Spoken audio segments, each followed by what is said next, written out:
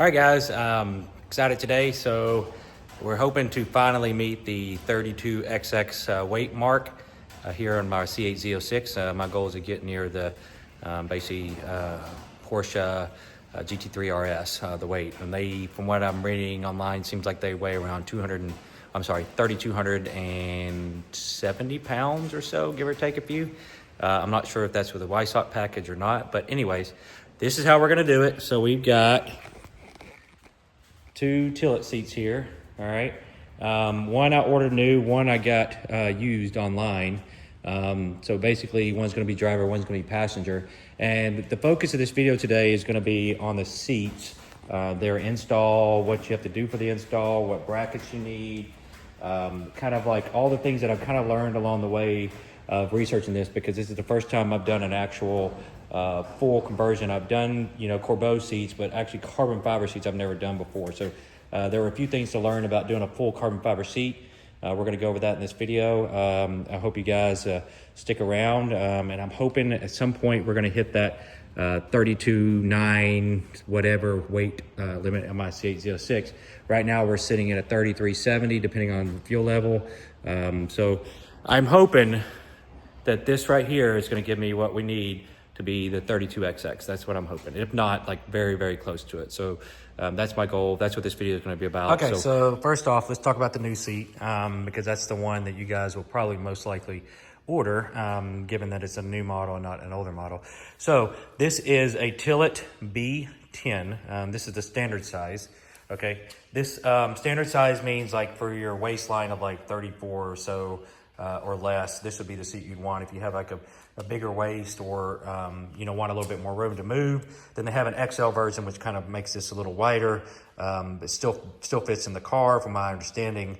I have not tested that obviously, but widens the base of it so you have, I want to say a couple inches or so to accommodate like a larger waist. So first things first, you look at it and you're like, okay, there's no cushion here. Yeah, I see that. I have sat in this seat, all right, and sitting in the seat itself, I will say that with the way they contoured this, you got to cut out for the spine. You don't feel any pressure points sitting in that seat. So I haven't been in it for a long period, but in the short periods, it feels pretty comfortable. And it comes with your top part, and this is like I don't know if that's suede, I think maybe regular leather. So, and what's really cool too is you can order back seat pads customized. And I'm gonna post some of those on the screen here of like your options.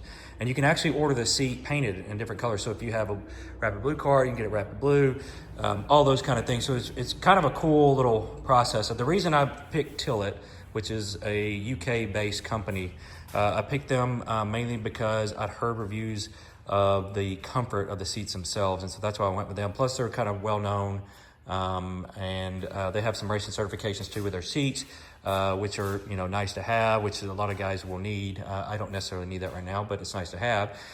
So for that reason, that's why I picked these Tillets, just for the customization part, of the aesthetics, and then there's price. Now the biggest competitor to these I think is probably Recaro's, and so your Recaro seats, they are going to be, you have the podium and the pole position, those kind of different ones, but those seats are going to run you a little bit more than these. Their top tier carbon fiber racing seat is around $3,500 versus this seat right here I got for $1,700 plus $100 shipping, which was roughly about $1,900 with taxes. So that's what you're going to pay to get a brand new one. But that's just getting started, because all that buys you is this seat, and then you get these bolts that are attached to it to mount with, and that's it. That's all the 1900. So you only get started by buying that. Then you have to buy a bracket that mounts to the seats, which is what I bought here. And there's some things to learn about that I didn't know.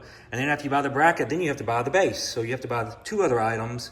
And this is actually from Tillet, and this is the STBT, which means tall. So it's a taller raised one. Since I'm 5'9", that you can see how low this sits on the ground. In order to mimic where I'm at in the car with our factory seats, I chose the taller brackets. Now, taller brackets come with extra weight, so this one's setup is heavier. This seat, which is my passenger seat, has the shorter brackets, which is the STB which is the shorter version. They're a lot lighter, a lot smaller, as you can see, less adjustments up and down, but you can order those. And then on the bases, these bases are from Planted. They were $200. So each of these brackets, $200, $200 depending on which one you want. And then the bases were also $200. So you've got an extra $400 of additional cost just to get the seats to work in your car. I think there's some competitors to Planted, from what I understand, that may be lighter. I tried to research that. There's not a lot of information out there.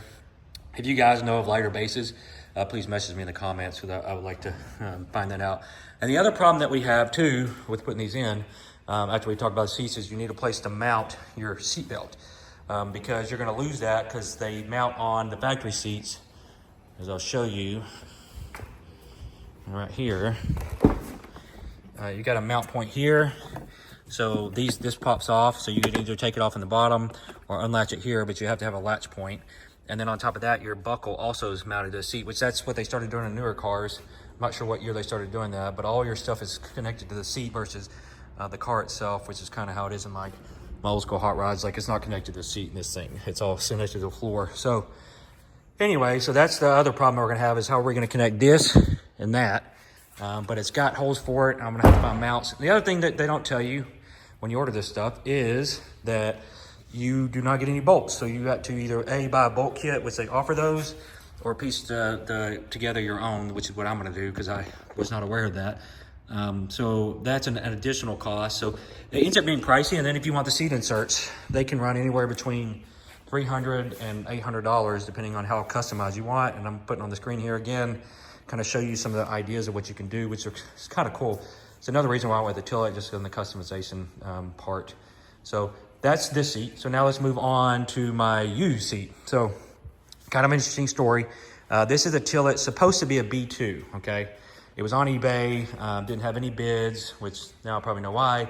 And it was at $200. And so I was like, well, shoot, for $200, you know, I can't go wrong. It was on I guess one of those self-propelled planes that somebody had installed it on, and it looks like it had had a collision. And so it's got cracks on it. Structurally, it feels fine. I put a lot of pressure on it. I don't see it moving, but it's got cracks here and here. And I thought about doing a resin repair on it, but I pulled the stickers off. They don't look that bad. And given this is a passenger seat with not probably going to have much traffic or movement or people in it, I forgoed basically doing any resin repair, just because structurally it feels okay to me. But obviously, if you want to be perfect about it, you probably do a resin repair setup and try to repair the seat. But like I said, it's the height that it's running right there. I'm not worried about it. My daughter with her booster seat is going to be down here, so it's not going to be something that's really going to affect that. So anyways, so that's why I chose this. So I got this seat for $200. It cost, I think, $250 to ship it, and I'll show you the pictures of what USPS did to the seat. And then also too, I was told this is the B2, and as you guys know that follow my channel, you know I always run into some sort of problem or issue.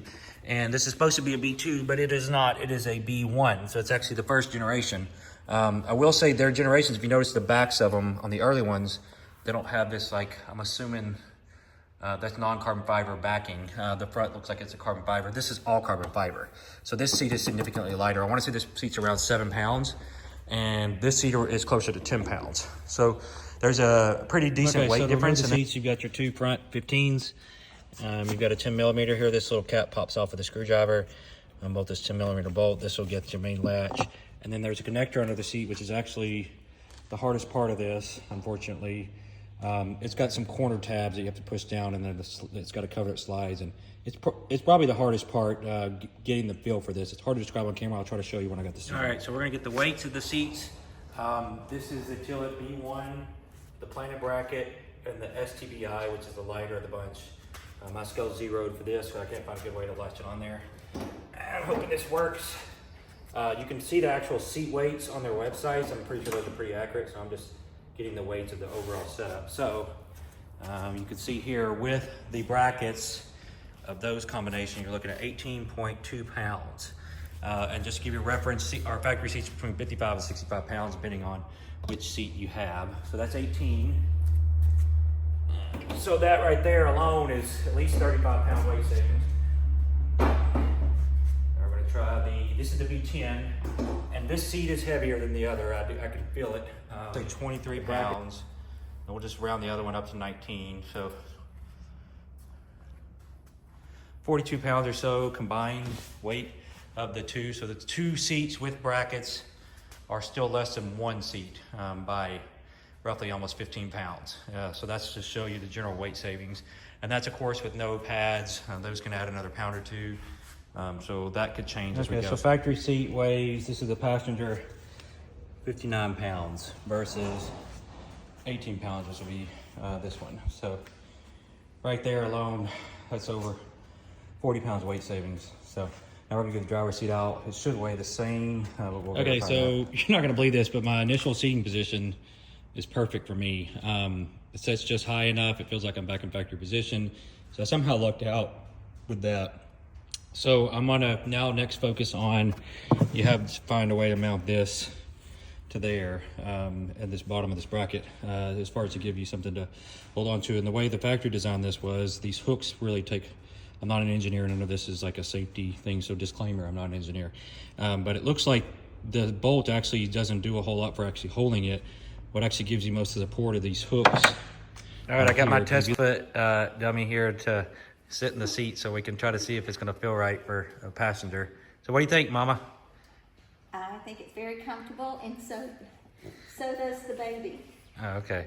Well, no, just how does it feel sitting in it? Does it hurt? Feel okay? No, it doesn't hurt. I thought it was going to, but it's very comfortable. Okay, all right, okay. And then I got the other passenger here. Charlie, say hi. That's his other test dummy. So passenger bracket lines up everywhere but this front.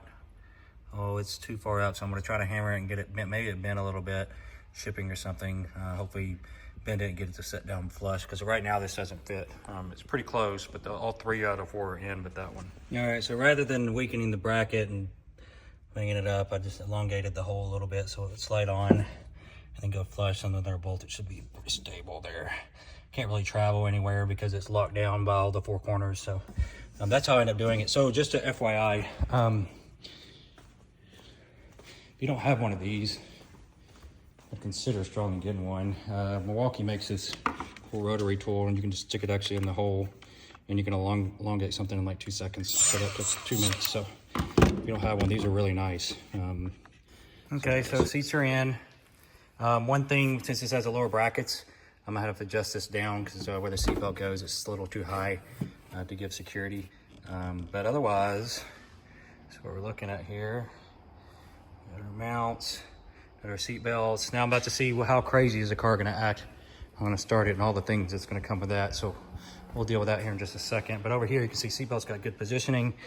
Just comes around, locks here. Should be right kind of where you would be. And so, ideally. All right, so the seats are installed. Here's the lights that you see. It does go into drive, but you get an airbag light and you get forward collision light. I didn't see anything on the reverse thing yet, so this is the final product. And we're gonna go for a ride and kind of see how this is. There she is. Guys, got her on the scales just so nothing's touching underneath. You can see the lifts are nowhere near on. I'm now down to, not on E yet, but I'm close to E. I'm probably like 1/8 of a tank. And here we go. 3291. So we did it. We're there. Finally got my goal. You know, now that if I was in a race scenario, I could still take out that passenger seat, and that's 20 pounds, 17 or 18 pounds right there. So theoretically, that is exactly GT3 RS non-white stock package weight. So we did it. I may do a ride. I've been driving in the car. I probably have now. I burned through half a tank of fuel roughly driving it. So as far as the seats and how they ride, I really like them. So you feel more planted, you can feel the road, you feel more warm at the car. The negative is probably back sweat. So without having anything there to ventilate or separate you from the back, you sweat. As, you know, anywhere that's touching there, because there's no way to get any sort of airflow. So that's the one negative. So if you're on date night or something and you got carbon fiber seats, your date's gonna probably back sweat. So just keep that in mind. Doesn't bother me, but depending on where you live, Arizona or wherever, that might be an issue if you decide to do this. And I'm probably going to order the little seat, not covers, but the inserts, and I'll probably do something a little custom with that, which is kind of cool that you can even do it. So we will be doing that probably next. But you know, here we are. So I'll go over in the next video. I've got I just got done testing these Mickey Thompsons, which actually added some weight to the car. That's why it was a little bit more difficult to get these done. So I've got Mickey's now, which, just a spoiler alert, they do hook better, but there's some downsides, and we'll talk about that in the next video. So I appreciate you guys watching. Stay tuned and like and subscribe if you don't mind, and I'll catch you on the flip side. See ya.